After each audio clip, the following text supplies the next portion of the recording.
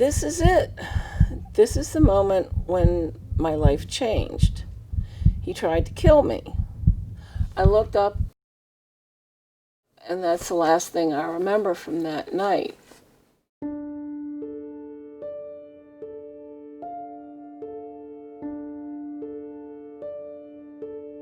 That's me looking in my uniform with my beret and no stripes and looking all bright and cheerful and anticipating my next adventure in life.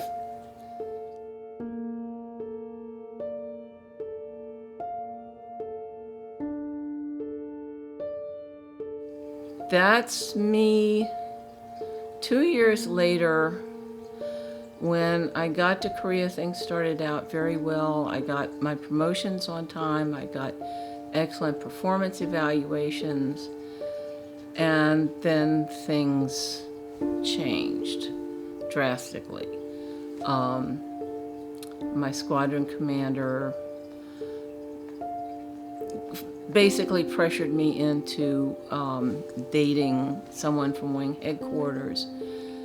And that was for sex.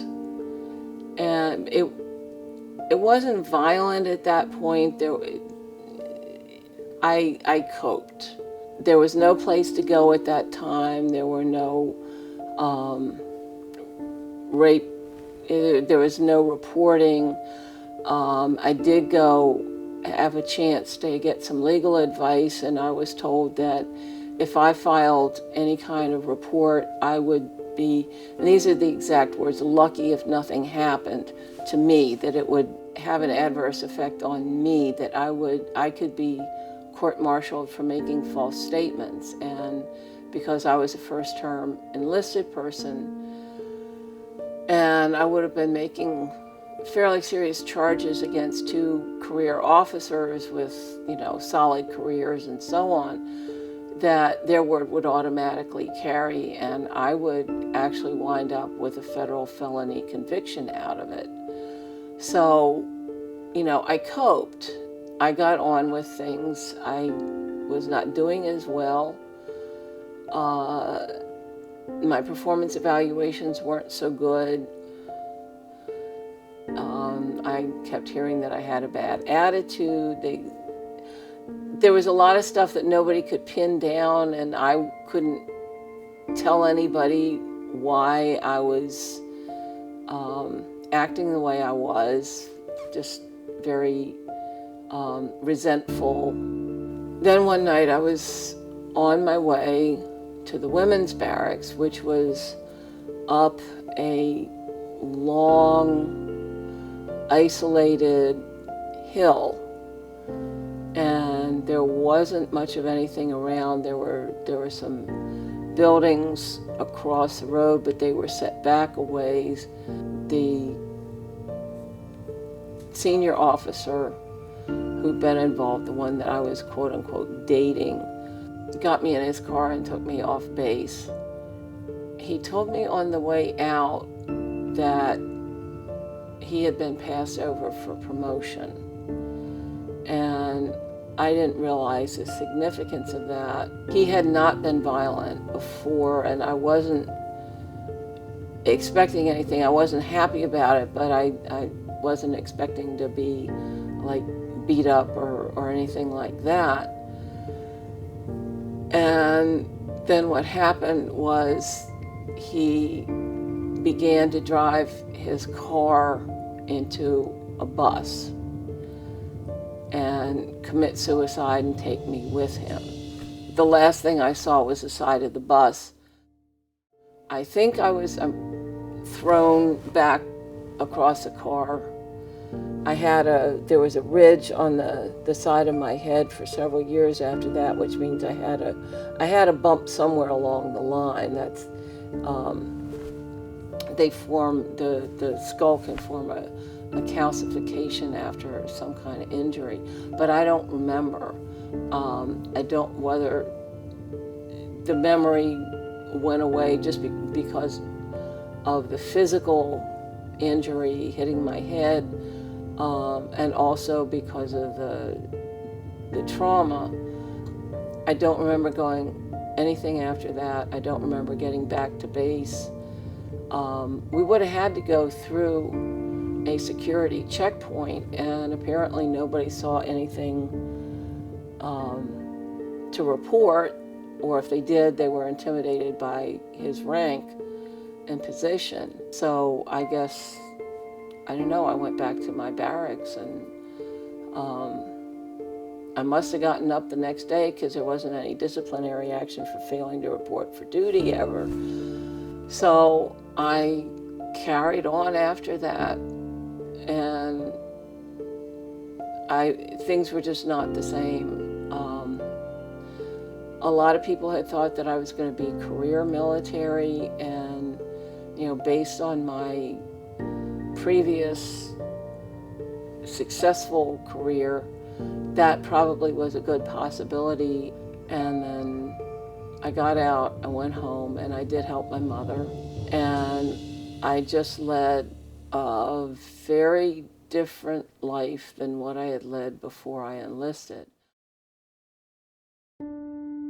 It took 14 years for what happened that night to catch up with me.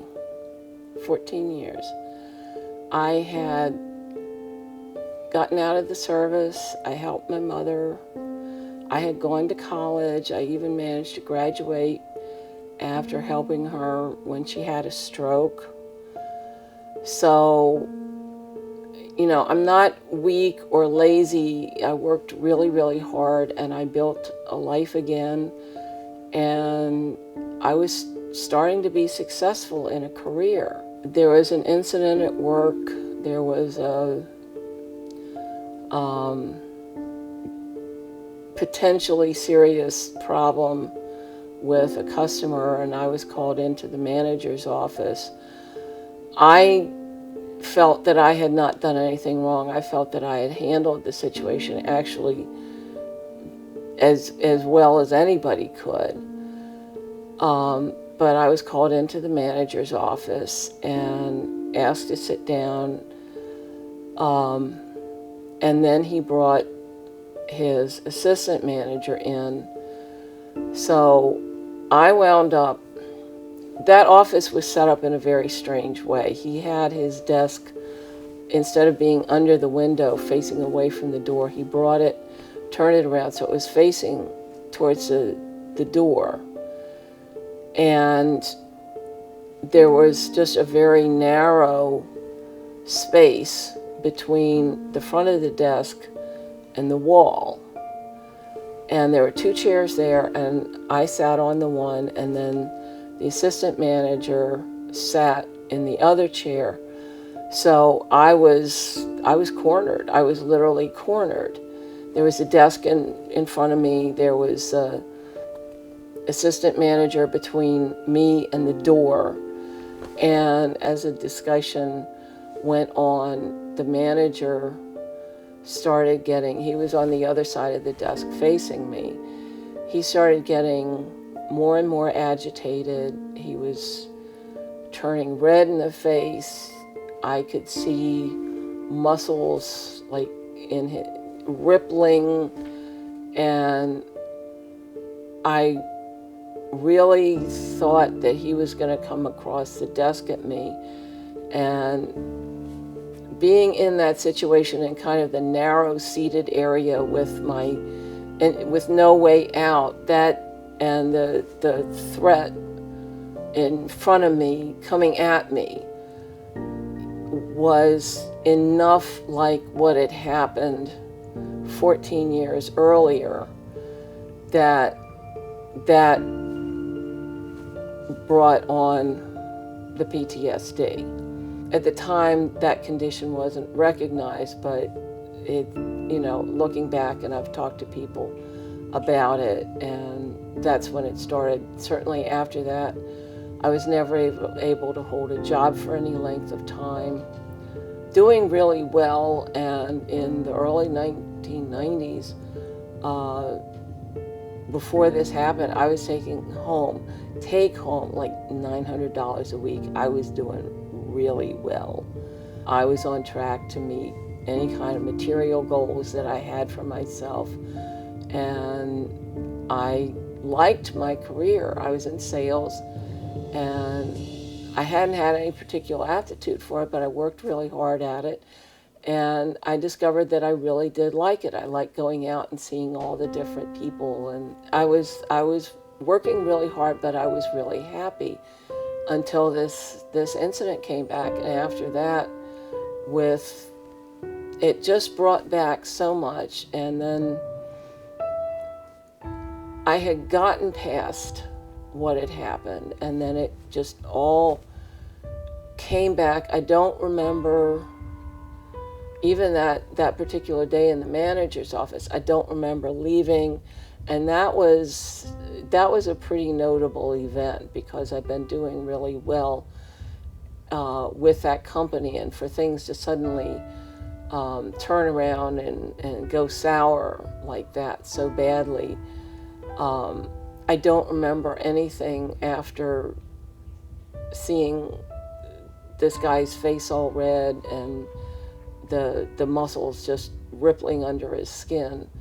And I don't remember leaving that office. I don't remember going home. I just know that after that, I did not stay with that company very long, and I started hopping around from job to job, and I just couldn't hold it together. I didn't get along with people. I didn't want anybody to know anything about me personally, so I didn't have the social aspects of being able to hold a job, which is very important. I wound up temping, which, I'd be 2 days here and 2 weeks there. And it just got to be just more and more difficulties piled on top of difficulties.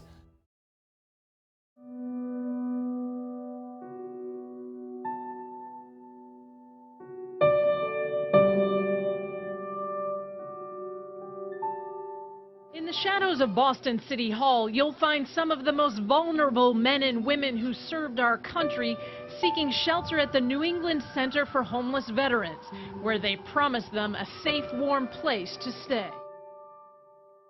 When I was there, it was called New England Shelter for Homeless Veterans. They did have what's called an SRO area, which is single room occupancy. They didn't let any women into that. It's known informally among veterans in that area as Court Street. It's at 17 Court Street, which is in the financial district of Boston. And the name change, it's also backs onto City Hall. The name change is really interesting to me because I had actually seen, when I was there in 2008, and it was still the New England Shelter for Homeless Veterans, I had actually seen groups of tourists stop and point at the name and have some very emotional reactions to the notion that this great nation actually has to have, any city actually has to have a shelter just for veterans. So I think that's why they changed the name. They make it sound more comprehensive. 5 Investigates took a look at city records from the past 2.5 years. There are hundreds of calls to Boston police for reports including illegal drugs, assaults, and illegal firearms. More than 400 emergency medical calls last year. That was pretty much what was going on when I was there. I actually called the police myself one time on another woman who was threatening me. And staff got very angry at me for that, but they wouldn't do anything themselves. And I didn't know what else to do. So the police came in, and then I guess everybody realized that, I was serious about I was not going to put up with this. So things got a little more under control, but they had this tiny little room for the women. Being in a shelter, and especially that shelter, is a very different experience for a woman than it often is for the men. We also discovered 32 men who live or work at the center are registered sex offenders, most of them level 3s who are considered the most likely to reoffend. Instead of taking any special measures with the sex offenders, they restricted the women. And before I moved up to the women's area, the long-term women's area, when I first came in, I had to spend a week in what they call on the cots while they figure out that you don't have TB or anything horribly infectious. And while I was there, I was not allowed to go to the bathroom by myself. I had to go out and get one of the men to walk me back to the bathroom and stand outside the toilet while I did my business, and then walk me back down the hall. And this is the kind of thing you put up with, because otherwise, you know, you're going to be out, and it's way more dangerous for women than men. But that is the kind of thing that was going on. But the sex offenders, they're walking around free as a bird, and they're making all these restrictions on women and saying, oh, you can't go here, you can't go there, you can't walk down the hall by yourself, you can't go to the bathroom by yourself. And that's just, the kind of thing that makes it a very different experience for women to be in a shelter. The band played at the center's signature $275 a plate gala. According to financial records, it's just part of the millions in donations and grants pouring in each year. The food, a lot of the food it's secondhand. I've gotten rotten food. This shelter, the New England shelter, as it was called then, Court Street, as I knew it, got massive amounts of pasta after that they served to the Boston Marathon, the night before the Boston Marathon, so the guys can, well, the runners can do their carb load, so they have all this pasta salad. Well, then they donated. Sounds very, you know, it's a very nice gesture, and it's well meant. They probably had no clue that this stuff was going to be served for a week to come, by which time the pasta's turning brown, the spinach leaves you can see through them. They've deteriorated so much, and they just keep serving it. They got meatloaf sandwiches from some other place, and I was talking with some friends about it, and I said, you know, they asked me if I'd had the meatloaf sandwich. I said, no, I have this personal policy that I don't eat meatloaf unless I made it myself. And he said, well, that's good, because he had got one of these meatloaf sandwiches and he opened it up and it was green. It was rotten and green. I got a green orange someplace, and it wasn't a healthy green. It was a moldy, it was mold all over. And I gave it back, and the person said, oh, well, we'll get you another one. And I'm like, okay. But I'm thinking to myself, but you handed it out to me in the first place. You didn't care enough. You know, you didn't see like a fully fledged human being on the other side of the glass. You thought it was okay to give me this green, covered in mold piece of fruit. It didn't matter. Now when I say something, I'm going to get like a healthy piece of fruit. But that's you know, that's like really one, it's just coming to me right now, that's like one really capsule moment of being a homeless person and the way you're treated. That I can't imagine anybody in any other, you know, like a school cafeteria or anything like that, handing another person a piece of fruit in that state. These were not little speckles or anything like that. This was solid all over, all the way around, green with mold. That was probably actually almost the only time that I ever in any way reproved somebody in a shelter, because if you do, pretty much you're going to get put out normally. That person was there as just for the day. They didn't really have any power over me. They couldn't throw me out. But usually you don't have any kind of conversation or go-backs with shelter personnel as a resident, as an occupant, because if there's any resolution, pretty much it's going to come down to you getting thrown out. And I've seen people thrown out. I got put out of one place in a snowstorm, so I can tell you it happens. They don't care. When you've been homeless, you've been detached from just about any kind of normalcy in your life. When you apply for housing, you're not going to have any references, and you're not really going to want to refer landlords to shelter workers to say, well, you know, this person didn't get into, you know, any fights, and that's the best we can say. So you're pretty much going to wind up in some form of subsidized housing. The lucky ones might get a Section 8 voucher. They might get a room somewhere, what's called an SRO, single room occupancy. I wound up in public housing in Quincy, Massachusetts. It was allegedly a one-bedroom. There was no dining room. The whole thing was about 20 feet by 20 feet. Bedroom, there was a living room, tiny, tiny kitchen. The countertop was about the length of my arm. The stove was not any normal stove I've ever seen in my life. It was tiny.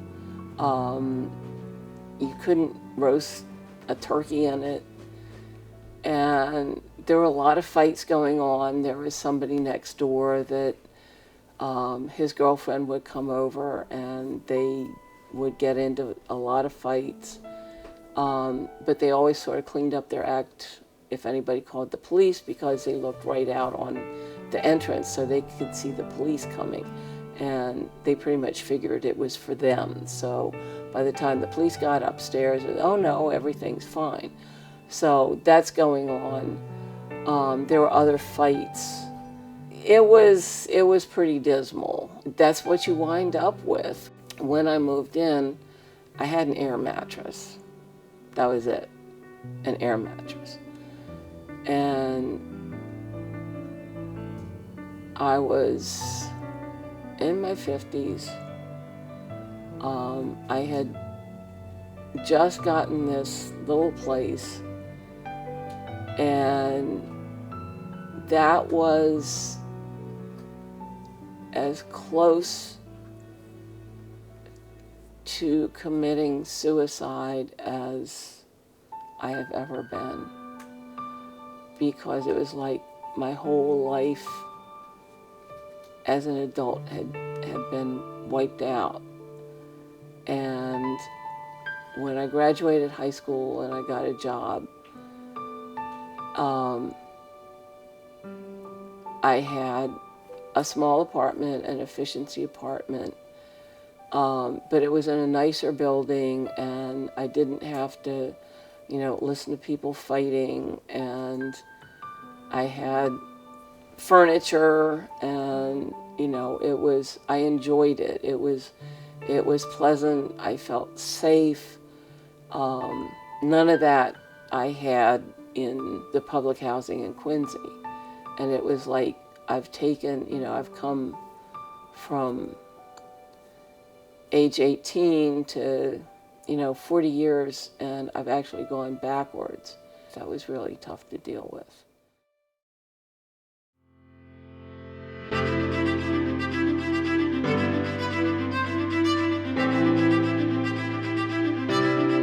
Coming out here to Michigan has really, really been good.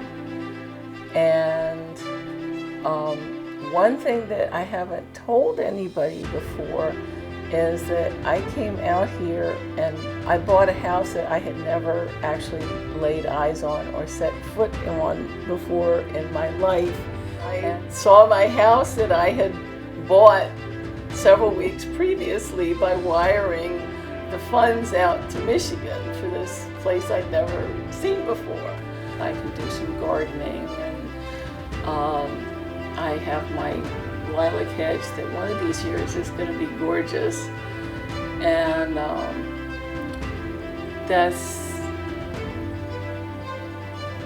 I'm finally getting settled.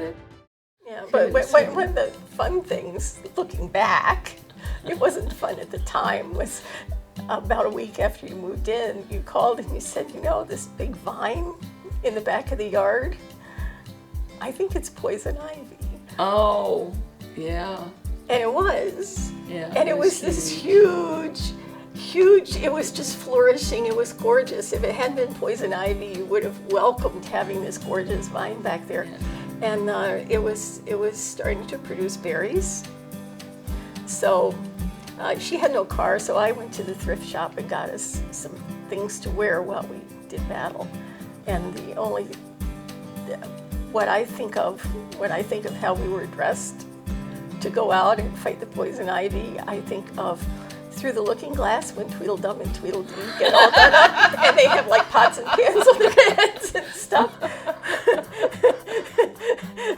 It was warm, it was July. Yeah. We had 2 shirts, 2 pairs of pants, yeah, covers on our shoes. We had shower caps on and safety glasses because we're both very allergic. Just peel it all off, stuff it in a bag. Yeah. Throw it away. Yeah. Yeah, and then spray what was left. Yeah. And there was a lot left because it was a very healthy vine and it was twisted in the fence and whatever, yeah, and partly in the neighbors' yards. And it took I think an additional 2 sprayings, yeah, after that to kill the rest of it. But that was, yeah, you know, I think of it, that was kind of fun. Yeah. And we did not get poison ivy. Yes, our little hazmat, mm-hmm, makeshift hazmat suits. Yeah. Yeah. But then this house was much more what you really wanted. So. Yeah. Bigger yard, more, mm-hmm, open. Mm-hmm.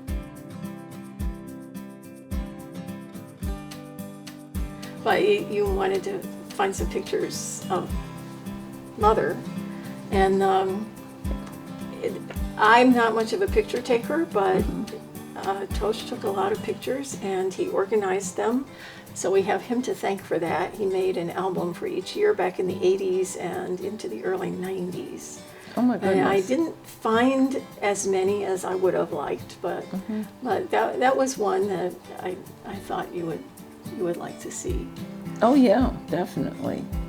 And and I'm not sure that you ever saw this one ever at all. This was from one time when Mother came out to Michigan, and she visited us, and we took her to Frankenmuth, home of the world's largest Christmas store, and they have a covered bridge, and you actually have seen that bridge now that you came to Michigan. Mm-hmm. It goes to a restaurant, a German restaurant, and that was kind of cool because we did start out in Germany. Mm-hmm.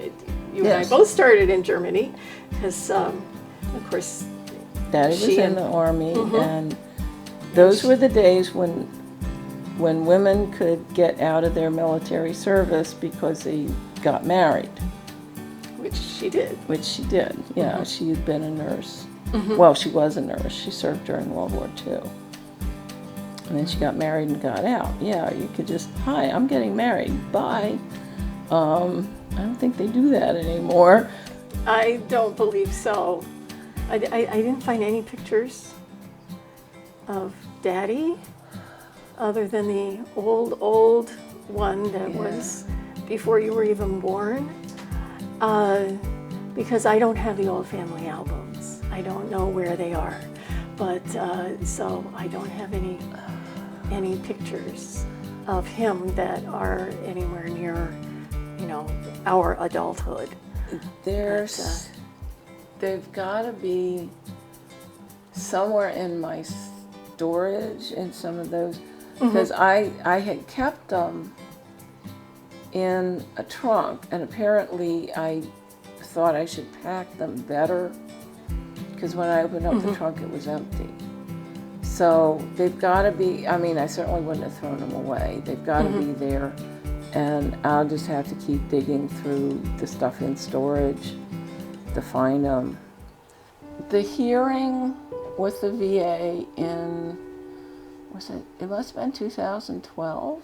It must have been. Yeah. That was the last hearing that I went to. There were some of them before that I refer to as interrogations, that I felt like I was treated like a criminal. That one, I think the guy was really, really unprofessional. He had, there was a stack of records, and no doubt about it. And for him to like slap it and say, "This is your file," like, I did this, it's my fault.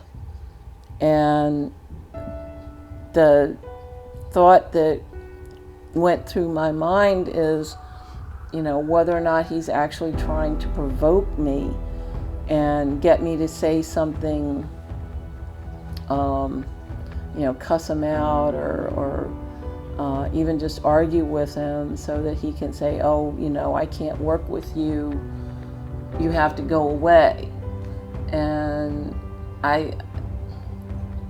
that's speculation, but, you know, after some of the dealings and after everything I went through, and I don't know if I ever did tell you how much it meant to me for you to go with me that day. Not to mention the fact that there was a sniper at work on the route, and I wouldn't have known how to drive there. So that was a double. Well, of course you didn't have a car yet. Yes. But yes, there was a sniper taking pot shots at people along I-96 at that time, and I was hoping you didn't know about that because you were nervous enough about going to the hearing in the first place. So I didn't mention it. I was a little nervous. I thought about taking other routes, but I didn't want to have to explain why we were going some weird way. And the sniper did not shoot anybody that day. But yeah, we had to go to downtown Detroit, and I had no idea what to expect. I'd never been at one of these before. And I thought that perhaps that slap was an attempted intimidation. But I was allowed to be in the room only on the condition that I had to be absolutely silent. So I remained silent, but I did think that if he was trying to intimidate you, he picked the wrong time, because that was one hearing where your lawyer was present. Yeah. And so you had reinforcements that day, which had not been there for your other hearings. So I still have that in snapshots, because I think the hearing itself was so distressful, and I was so wound up, so I get little bits, like being in this weird unpaved parking lot that was almost more like a junkyard. Welcome to downtown Detroit. Yeah, going into the federal building. I don't remember going through. I know we had to go through security. You do it at any federal building now. I don't remember that. It was a very long line. We waited a long time to get in. I don't remember that. I think at that point I was starting to feel a little bit sick to my stomach, actually. Mm-hmm. I remember meeting my attorney, who I never met face-to-face. We just communicated by email and phone before. And I remember going in and "This is your file." And the rest of it's kind of a blur.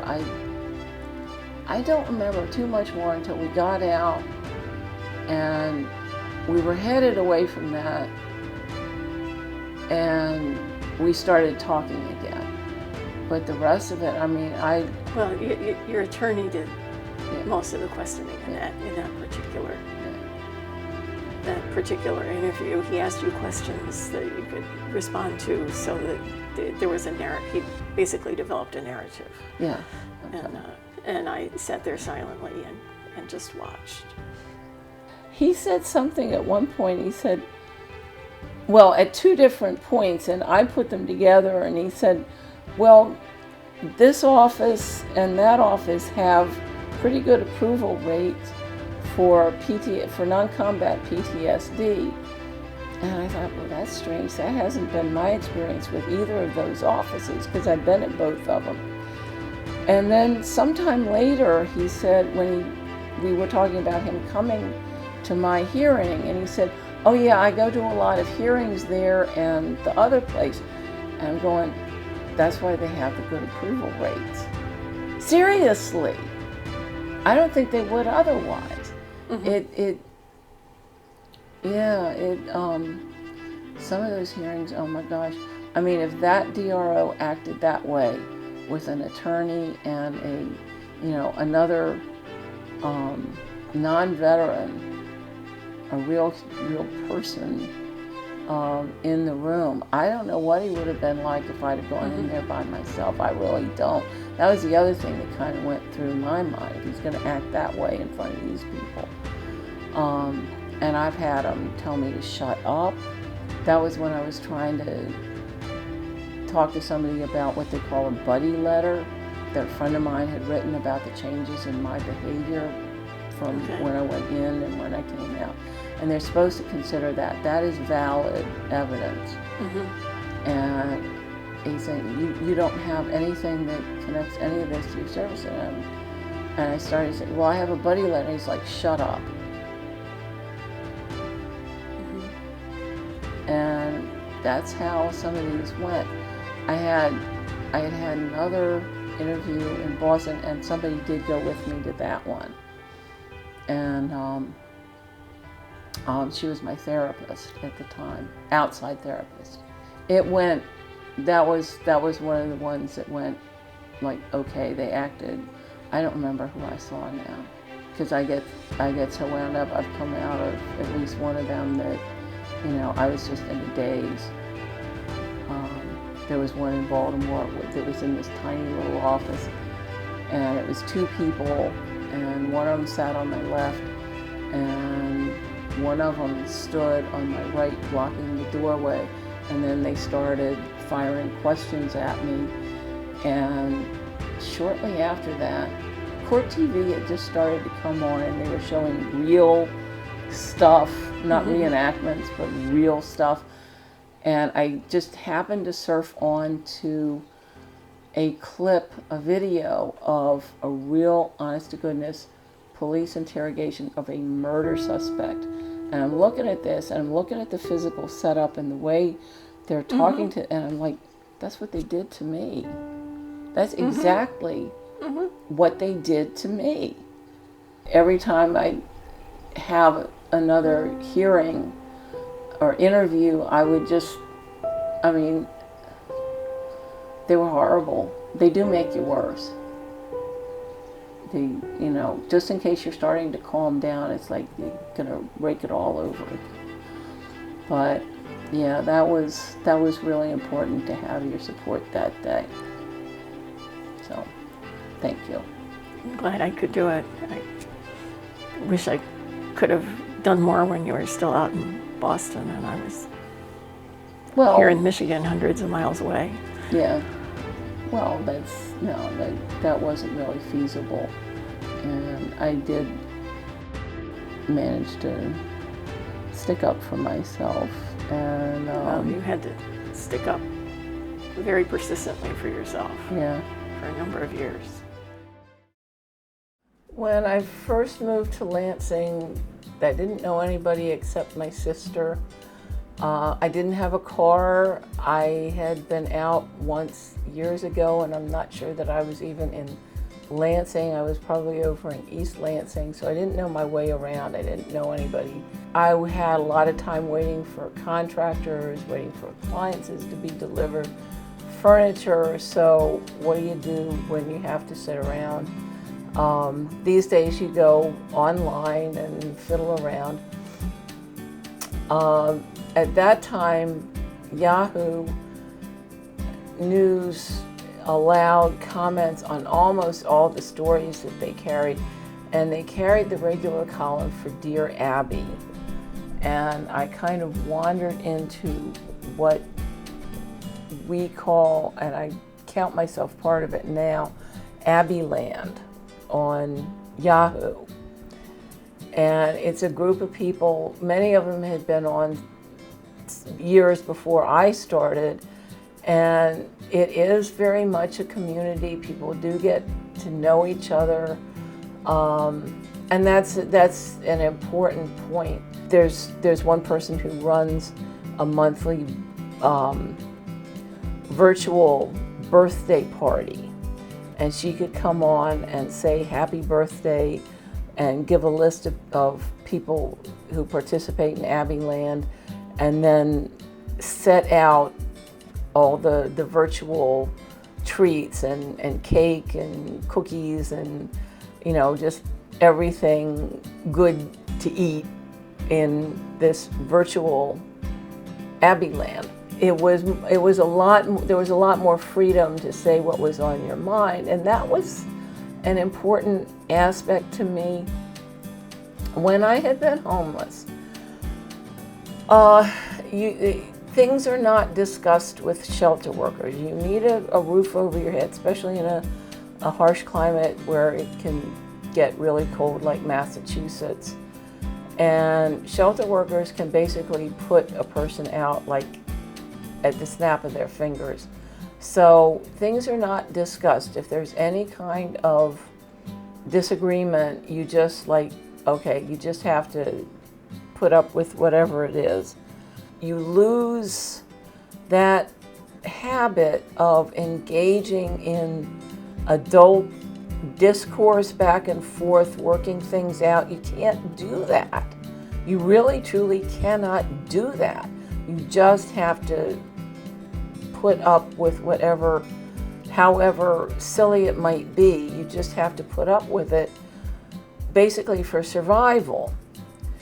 And once I got out of that, and I found this place where I could go on and pretty much say whatever was on my mind, and there are some controversial topics that come up in Dear Abby, and I would just sort of snap out whatever thought came into my mind. And I had lost any habit of thinking about, you know, how to put it, how to say things more diplomatically, how to be more considerate even of other people. I was just so happy to be able to say whatever I wanted. I was pretty abrasive, and there were some people who would have been just as happy if I had stopped visiting. I began to realize that there was one person who was really nice. She's the lady who does the birthday virtual parties.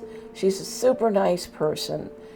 And I had posted something that apparently really offended her, and she's a very forgiving person. And that really made me look at what I was posting and how I was saying things. And I was being obnoxious for the sake of being obnoxious, pretty much. Just because I could, and just to get past this, you know, sucking everything up and just putting up with everything. So it became very important to me. It was this online community. I have never met any of these people face to face. A lot of people actually think I'm a man because I do tend to be kind of short-spoken, so you don't know too much about people. But it pushed me to be more civilized in how I address other people, to pick that up again, to kind of restore that part of how I functioned. And that's been very important. I mean, not just in the online community, but that's been helpful to me in all kinds of other ways. And I'm not perfect with this, but if I have some kind of dispute, I had something from a financial institution that was printed out with some information like right above my name and address. And instead of going off and just, storming out there and, demanding to know what this is and all that, I went in and I was very, I handled it in a very calm, mature, responsible kind of way, which I had been able to do way back when, before the PTSD kicked in. And so it kind of, I've been getting back some of that normalcy in how I communicate. And it's really been very important to me. And it's just a mostly wonderful group of people. I don't think there's everybody on there that necessarily loves everybody else, but it is a community and it really has helped me. And I do thank everybody who's involved with it.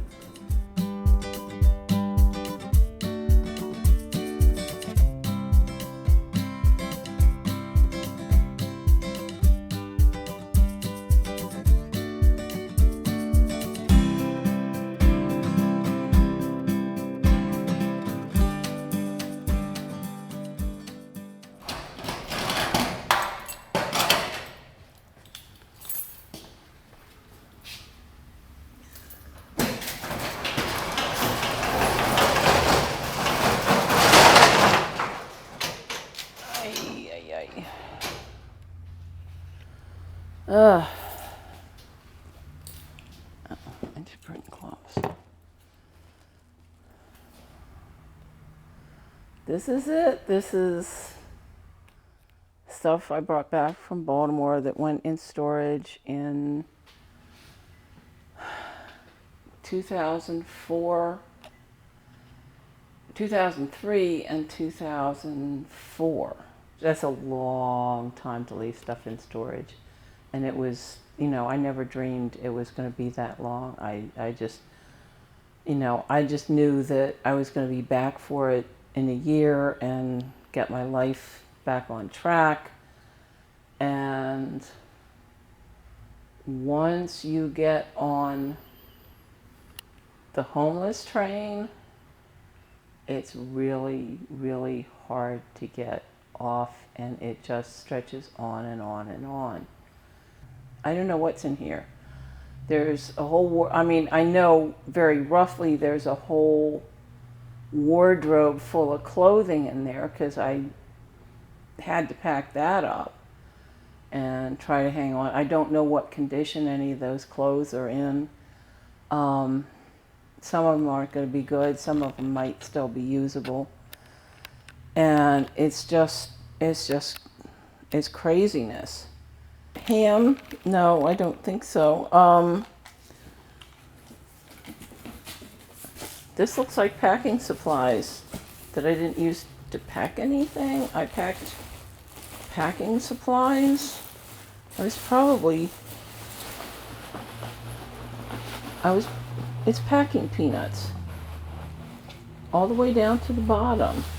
I packed packing supplies. That's like the state of mind I was in. I was so frantic because I had to get out. I had to try to hang on to, what I did have and get it into storage. Oh my gosh. Yeah, I packed a box of packing supplies. Ooh. Happy hour.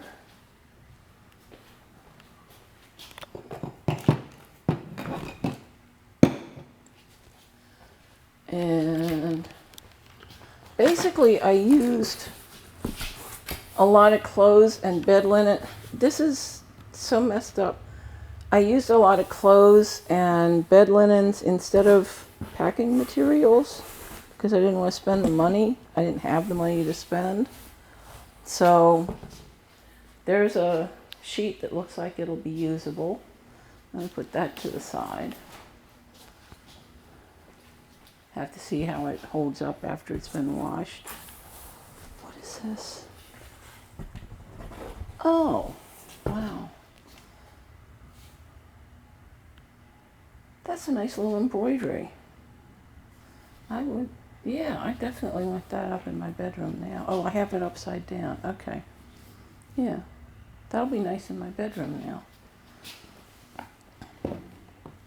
It's a hodgepodge. Everything is just, it was crazy. I was half crazy. Oh my goodness. This is a teapot. I came home one day and a friend, she had the key to the apartment, and she had brought me a tea kettle. A whoop-de-doo tea kettle. It's a whistling tea kettle, and it's like raging purple and shiny, and that's going to look really nice in my kitchen now because my kitchen is like almost all solid colors, different colors.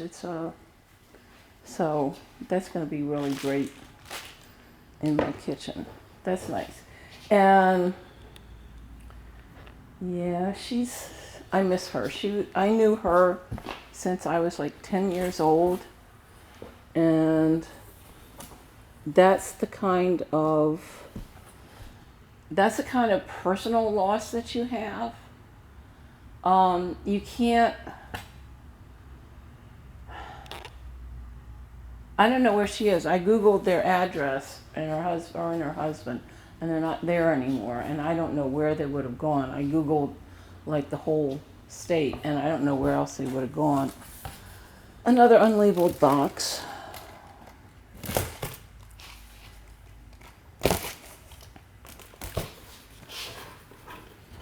Oh my gosh. Oh my gosh.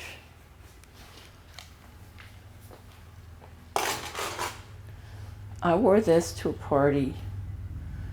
I got to be friends with someone at work, and in getting to be friends with her, I got to be friends with this whole extended family, and had holidays, go to somebody's house every holiday, and we just had a great time.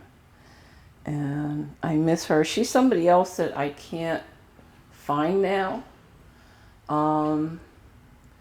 I hope what happened, her mother had said something about she had got a job as a paid companion and was traveling with somebody. So again, maybe if I'd been around when that happened, I would have been able to get some kind of contact information to keep up with her. But at this point in time, that's gone. I mean, there are so many connections that you just can't remake. So I'll put that aside. I'll take that back tonight. And the rest of this, I don't know, it gets to be kind of distressing to see stuff popping up. I mean, even silly stuff, like in here is a shower curtain. I love this shower curtain. I don't know if it's even usable anymore. It was just so nice and cheery. What was that? It was just nice and cheery. But I have a shower curtain now, and I don't know what to do with this. And that was, I know where I got this for, and I painted the bathroom pink, this color pink, and it was like super, super girly, and I just really enjoyed it. Now, what do I do with an extra shower curtain? I don't know.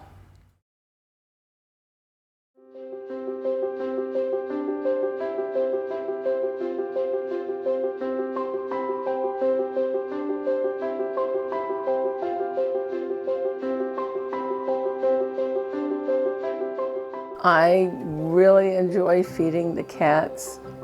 They're all shelter kitties and they appreciate a good home. They get very well fed. They get canned food.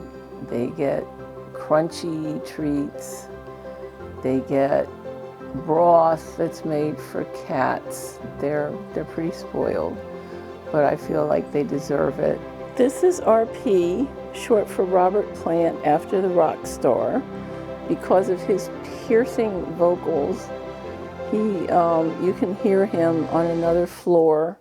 You would not believe the sound that comes out of this little scrap of cat.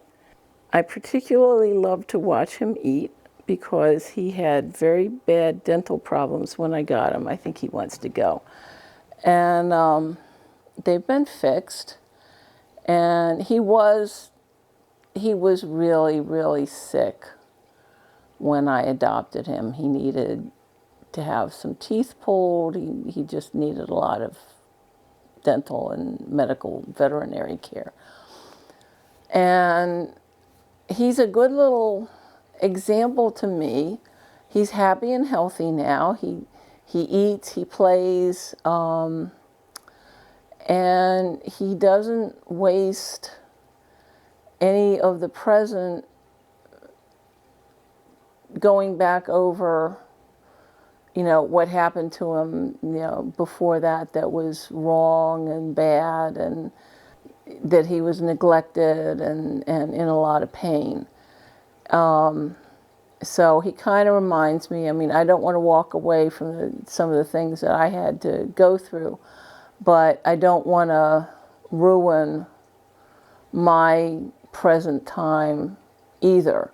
So he's a good little reminder to kind of let some of that go, to try to talk to people, try to do some writing about it, and try to bring some influence on some of these things, but not to let it take over my life, and to just take some time and enjoy what I have now. I'm Cecelia Earesckson. This is about finding my way home, and I am now home. I've been here since 2013, and they're going to take me out of this place feet first. I might be kicking and screaming. I might be really, really quiet, but I will be feet first. I am not budging. This is my home and I'm staying here, and I have my yard and I have my wildlife that is sometimes annoying when they dig up my yard and my lawn, and the raccoons are trying to teach their babies how to dig for grubs, and my lawn looks like a piece of cloth that moths have gone to work on, but they're still fun. And I have my red squirrels and chipmunks, and I have my non-wildlife inside. I have my 3 cats that are funny and make me happy, and I fuss over them. And I'm home now. It was a struggle, but I'm home.